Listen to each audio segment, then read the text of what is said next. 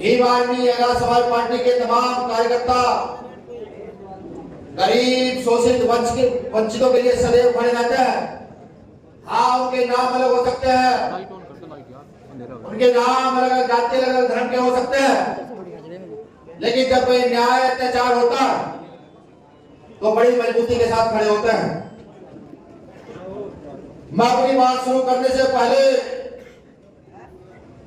यह भी समझ बता दूं कि हम भीम आर्मी आजाद समाज पार्टी के लोग सच में विश्वास करते हैं, क्योंकि इतिहास ये कहता है झूठ कितना प्रभावी क्यों ना हो, एक दिन सच के सामने आ जाता है।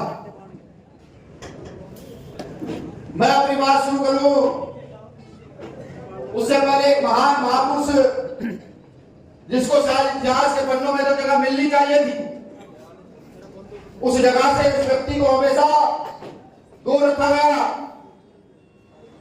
जिसको देश में पूजा जाना चाहिए था।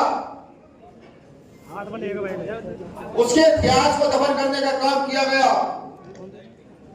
1857 की क्रांति के अग्रदूत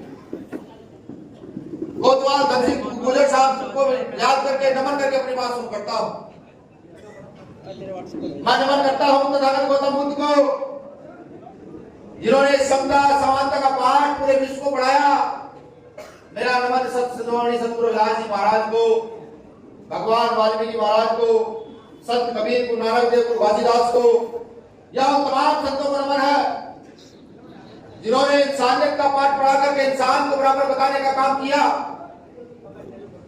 एक विशेष नमन है उनको जिन्होंने 21वीं सदी में अपना पूरा जीवन लगाकर शोषित वंचित महिलाओं के लिए काम करने का काम किया, जिन्होंने अछूतों के खिलाफ बड़ा आंदोलन चलाने का काम किया। ऐसे तमाम पुरखों को भी नमन करता हूं। एक नाम मैं आपको बताऊं, जानकारी तो सबको होगी, लेकिन कुछ विशेष उस नाम की विशेषता मैं बताऊंगा, क्योंकि जिस कार्यक्रम में मैं आज आया हुआ, जिस समाज ने आज मुझे बुलाया, इतिहास तो है ही है उस समाज का, लेकिन उस समाज के सूरवीरों ने अपनी राजनीति त्याग करके भी हम लोगों के लिए काम किया। 1920 में महाराष्ट्र के अंदर दलित समाज का पहला चेयरमैन बनाया गया छत्रपति साहू जी महाराज के द्वारा। आरक्षण की व्यवस्था इस देश में जो स्थापित हुई वो छत्रपति साहू जी महाराज ने की। मैं उनको भी विशेष नमन वंदन करता हूं। एक विशेष नमन वंदन उनको भी करता हूं। अगर इतिहास में जाकर देखूं तो इतिहास कुछ और कहता है, तथ्य कुछ और कहते हैं, लेकिन कुछ इस देश के ही लोग उस इतिहास को भी चुरा लेने का काम करते हैं। मैं महाराजा मीर भोज को भी नमन वंदन जय भीम जय भारत पेश करता हूं। साथियों, आज 21वीं सदी लग चुकी है और 21वीं सदी में जहां डॉक्टर बाबा साहब अम्बेडकर का संविधान ये कहता है कि सब बराबर, जहां 21वीं सदी में लगातार राजनीतिक दौर को उलट पुलट कर दिखाया गया, एक तरफ राजनीति का समीकरण पैसों के आधार पर स्थापित किया गया, एक तरफ राजनीति का समीकरण आज के समय में धर्म पर आधारित किया जा रहा है। हम भीम आर्मी आजाद समाज पार्टी के लोग सिर्फ इतना समझाने का प्रयास करते हैं कि धर्म की मान्यता आपकी अपनी मान्यता है, कि आप किस धर्म को मानते हो, किस ईश्वर को पूजते हो, लेकिन आपके बच्चों के अधिकार, आपके बच्चों के को जो सुविधाएं मिलनी चाहिए उसके लिए भी आपको अपनी आवाज बुलंद करनी जरूर चाहिए।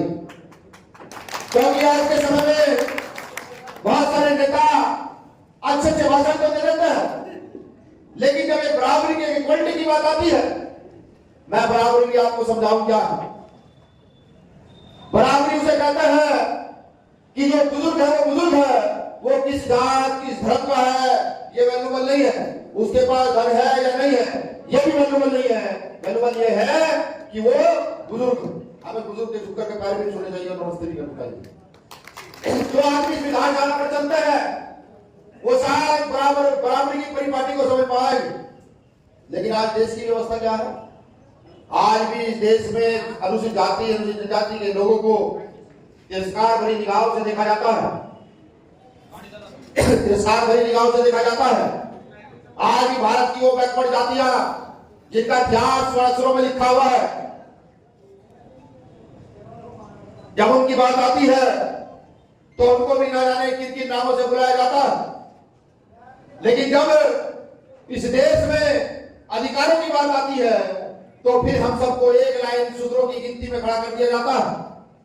मैं लिख कर दे सकता हूं कि अगर मैं यहां जाकर इस गांव के हर घर पर सर्वे करूं और सर्वे करने के बाद ये देखूं कि भारत की व्यवस्था की जो हिस्सेदारी मिलनी चाहिए थी वो हिस्सेदारी मिली या नहीं मिली।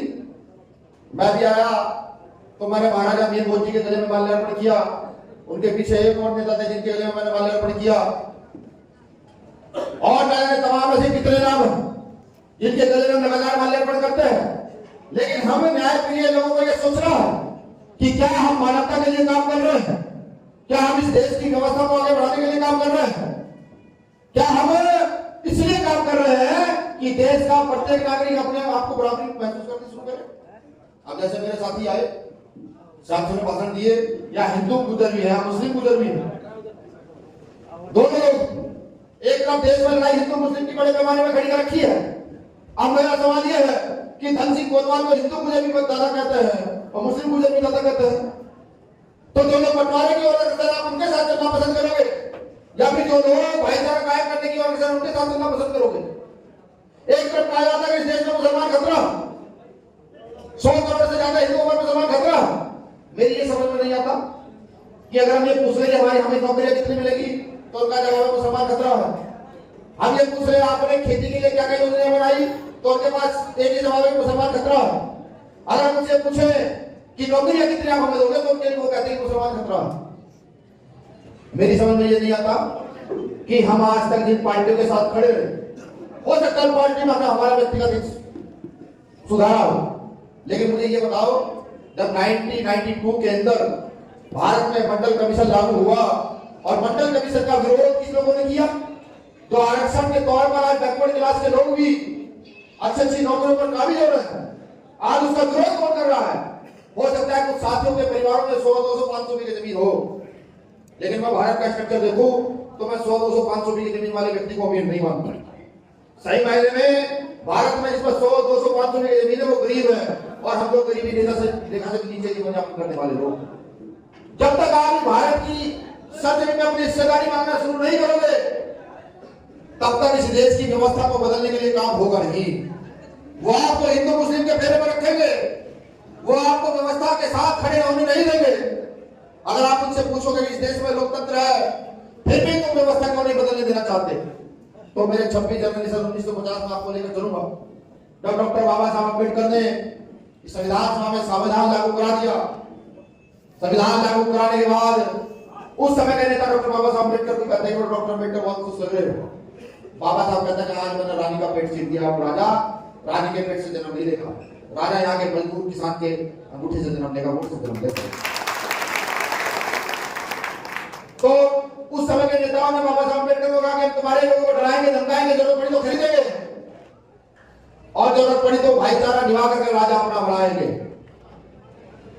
मैं भी पूछना चाहता हूं कि उत्तर प्रदेश की राजगद्दी पर कितने दलितों का, कितने मुसलमानों का, कितने गुजरों का, कितने जाटों का कब्जा रहा, कितने कश्यप विद कुम्हारों का कब्जा रहा, या ऐसी कौन सी व्यवस्था जो आप लोगों ने बनाई सबने मिलकर के?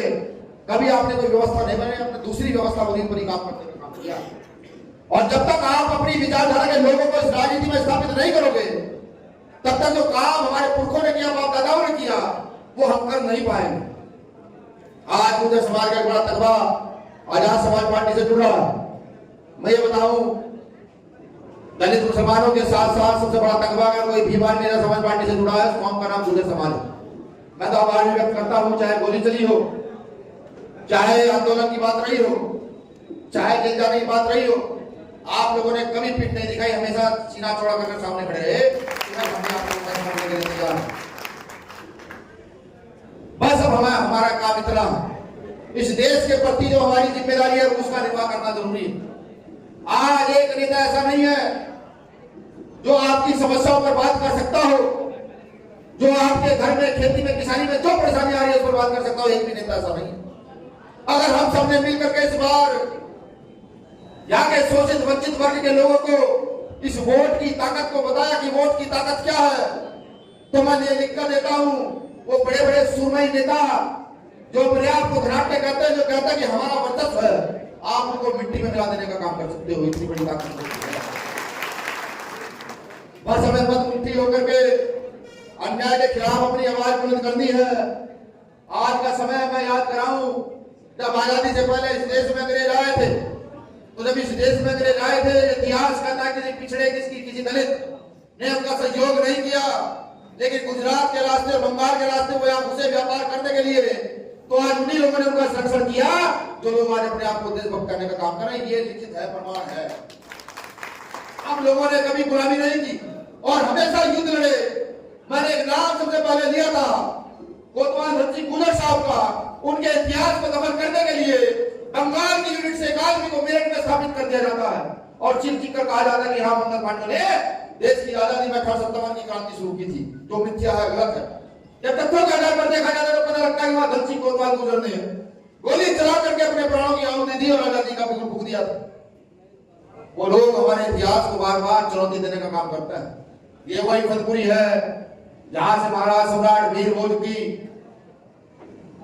के सम्मान में एक बड़ी यात्रा निकाली गई और मुझे लगता है कि इस यात्रा ने सहारनपुर का नाम विस्मरण अक्षरों में अंकित किया, बिल्कुल किया। अब सहारनपुर के तमाम साथियों से निवेदन है, भाई चंद्रशेखर आजाद जी के कंधे को मजबूत करते हुए एक बार उनको राजनीतिक शक्ति देने का काम करें। राजनीतिक शक्ति देने के बाद अगर हर किसान, हर गरीब को गर्व ना हुआ, हर शोषित वंचित को गर्व ना हुआ कि कोई आदमी आया है राजनीति करने के लिए जो सबसे पहले किसानों की, गरीबों की, शोषित वंचित की बात करता है। अब मैं ये बात करूं कि राजनीतिक परिवेश कैसा होना चाहिए, तो हो सकता है मेरे शब्दों से आपको आघात पहुंचे, लेकिन मैं फिर भी कहूंगा कि अगर आप एक किसान के बेटे को विधायक बनाएंगे और कल वो मंत्री बन जाएगा, कृषि मंत्री बन जाएगा, तो किसानों की समस्याओं पर बात कर पाएगा। आज ऐसा नहीं है। आज किसान के बेटे को तो बड़ी मजबूती के साथ हराया जाता है और एक व्यापारी के बेटे को, अडानी अंबानी जैसे लोगों के बेटे को जिता करके सदन में भेज करके उनको कृषि मंत्री बनाया जाता है। क्या वो किसानों की समस्या पर ध्यान रख पाएंगे? जब उनको यह नहीं पता गन्ना कौन सी फसल में बोया जाता है, गेहूं किस मौसम में लगाया जाता है, कौन सा खाद कौन सा डाई गिरेगी, तो क्या कृषि मंत्री किसानों की बात रख पाएगा? आज यही व्यवस्था स्थापित है कि मजदूरों की बात रखने के लिए एक बड़े मंत्री के बेटे को नेता बनाकर भेज देगा कि मजदूरों की बात रखेगा, जिसको आज तक रोटी का दंश नहीं पता। छोटे व्यापारियों की बात रखने के लिए भी नेताओं ने बड़े बड़े लोगों को भेज दिया। हमारी लड़ाई यह है कि नेता आपके बीच से चुना जाए, आपके क्षेत्र से चुना जाए, आपके गांव से चुना जाए, जिससे वो नेता जब चुन करके जाए तो वो अपने लेवल के लोगों की बात करे। अगर वो किसान है तो किसानों की बात करे, वो मजदूर है तो मजदूर की बात करे, वो व्यापारी है तो व्यापारी की बात करे, वो जिस वर्ग को डिनोट कर, जिस वर्ग को रिप्रेजेंट करता है वो उसकी बात करे। ये लड़ाई भी भारतीय जनता समाज पार्टी के लोगों की है। आज बड़े बड़े नेताओं को डर लगता है। कुछ नेता मुझे कहते हैं कि भाई तुम्हारी राजनीति समझ नहीं आ रही है, तुम किसी को उठाकर चेयरमैनी का चुनाव लड़ा देते हो, तुम महाराष्ट्र में जाकर किसी भी रिक्शा वाले को, मजदूर को मध्य प्रदेश में जाकर विधायकी का चुनाव लड़ा देते हो, तुम्हारी राजनीति समझ नहीं आ रही है। मैंने उसे कहा, मैंने कहा चाचा बहुत जल्द समझ आएगी जब आपको ये लगेगा कि एक किसान का बेटा खेत में ट्रैक्टर चला करके और अगले दिन अपने हाथ पर कूद करके विधानसभा में आकर दौड़ेगा, तो आपको पता लगेगा कि असली राजनीति कहते किसे है, ऐसी राजनीति और पैदा कर रहे हैं। हमारे साथ जुड़ने वाला तकवा अधिकतर मजदूर और किसान है, अधिकतर मजदूर और किसान है। और जब किसान मजदूर एक साथ जुड़ेंगे तो मैं लिख कर देता हूं, यहां देश में बदलाव जरूर होगा। मुझे पूर्व प्रधानमंत्री चौधरी चरण सिंह साहब की एक लाइन याद आ रही है। वो कहते हैं कि एक कोट है कि भारत की उन्नति का रास्ता भारत के खेतों खलिहानों से होकर गुजरता है। यानी कि वो सीधी सीधी बात कर रहे हैं, भारत की उन्नति तब तक नहीं होगी जब तक यहाँ का किसान और मजदूर खड़ा नहीं हो जाएगा, मजबूत नहीं हो जाएगा। तो हम उसी लाइन पर चल रहे हैं। हर शोषित वंचित वर्ग को इकट्ठा करके, हर छोटी बड़ी जातियों का समीकरण बना के, जिसका जितना हिस्सा है उतना हिस्सा उसको देकर के भारत की राजनीति में एक घंटा बुलंद करने का काम हम कर रहे हैं।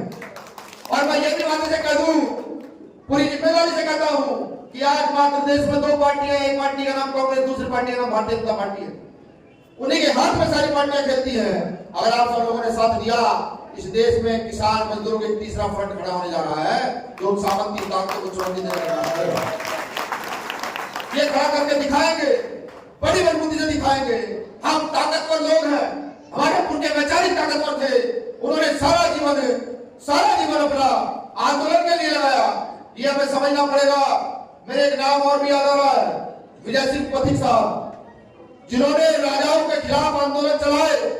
और राजाओं के खिलाफ आंदोलन चलाना यानी कि गरीब मजदूर किसान के पक्ष में आंदोलन चलाने वाला होता है। ऐसे बहुत सारे कितने नाम है। हमें अपने पुरखों के इतिहास को जानना होगा।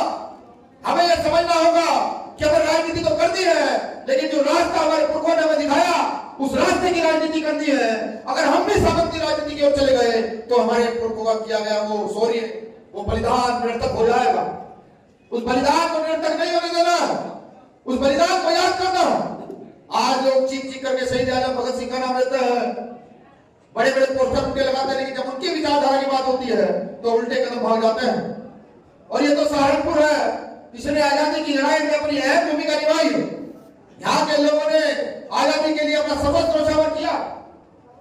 मैं उन लोगों से भी मिला हूँ कि जब आजादी की लड़ाई चल रही थी तो पंडित जवाहरलाल नेहरू को उन्होंने अपने घरों में जगह दी थी। वैसे लोगों से भी यहाँ मिला हूँ। अब आप सोचिए, आज देश गुलामी की कगार पर जाने के लिए तैयार है। जब भारतीय जनता पार्टी की सरकार जाएगी तो आपको पता लगेगा देश पर कितना कर्जा है। वो आज चाहे कुछ भी हमें कह दे, लेकिन आप इतिहास में घुसेंगे और देखेंगे आज का स्ट्रक्चर देश का क्या हो गया। तो नगण्य मात्रा में बहुत कम परिस्थितियां ऐसी है कि देश पर बड़े कर्जे से मुक्त कराया जा सकता है।